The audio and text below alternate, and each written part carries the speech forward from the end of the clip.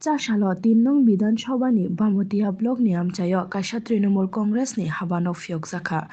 Oro Faishok Paika Tripura Pradesh Trinamool Congress ni Achukphang Pijus Kanti Biswas te Trinamool Congress ni Salthang Tripura Hangkor ni Achukphang Rajesh Deb 3 nong Bamutia constituency Trinamool Congress ni engai batainai Nihar Ranjan Sarkar no karibo juda juda adongsong o thaini batainai Nihar Ranjan Sarkar bini amchaini lukurokno bono bud rioi kaplai khlaina bagai koikha tei Tripura Pradesh Trinamool Congress ni achukphang Pijus Kanti Biswas koktoma thumnai rokni bwskango phaiai saka phainai 6 February salo hasteo phainai Trinamool ni kotor adong Mamata Bondopadhyay tei phainai 7 February salmario khe kaisa luku himboto khlaijaknai Rajakhor Agulini Robindra Shotobashiki Bhaban bwskangni simi o luku himboto go lukurok tei kotor Nai hinai bo shaka Trinamool Congress ni Tripura Pradesh ni achukphang Pijus Kanti Biswas. Video report CHUMUI TV. রাজ্যের মানুষ মন ঠিক করে নিয়েছে BJP সরকারকে হটানোর জন্য, ওদেরকে বিদায় দেওয়ার জন্য। পাশাপাশি এটাও ঠিক করে নিয়েছে মানুষ সতর্ক যে বামফ্রন্টের অপশাসন থেকে মুক্তি পেতে বিজেপিকে ক্ষমতায় এনেছিল সেই বামফ্রন্ট কংগ্রেসের সঙ্গে যে অশুভ আঘাত করেছে আবার ক্ষমতায় আসার জন্য, সেটার বিরুদ্ধে মানুষ রুখে দাঁড়াবে।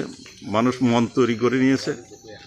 আর মানুষ চাইছে মমতা ব্যানার্জির কর্মসূচি পশ্চিমবঙ্গে যেভাবে নিয়েছেন, গরিবের সরকার, মানুষের সরকার, সেই সরকার এখানেও প্রতিষ্ঠিত হোক এবং চাইছেন মমতা ব্যানার্জি ত্রিপুরা রাজ্যে আসুক, সবাইকে বার্তা দিক, তৃণমূল কংগ্রেসকে নেতৃত্ব দিক সরকার গঠন করার জন্য। এই জন্য উনি আসছেন 6 তারিখ এসে এখান থেকে মাতার বাড়িতে যাবেন, সেখান থেকে পুজো দিয়ে আগরতলায় ফিরবেন, তারপরে কর্মকর্তাদের নিয়ে মিটিং করবেন।